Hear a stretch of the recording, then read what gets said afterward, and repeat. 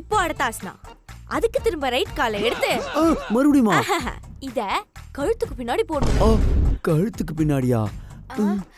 என்ன வர மாட்டேங்குது? என்ன முக்குறா? இது பொண்ணுங்களுக்குலாம் வராது, பசங்களுக்கு வரும். நீங்க பண்ணுங்க. பசங்க எப்படி? பண்றேன்.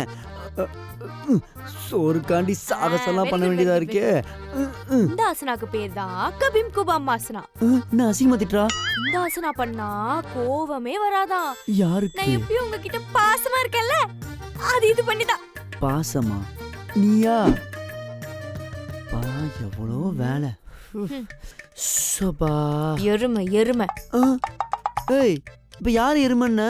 உங்களை இல்ல, டிவில வர எருமையை சொன்னேன். எல்லா எருமையும் ஒரே மாதிரி தான் இருக்காங்க.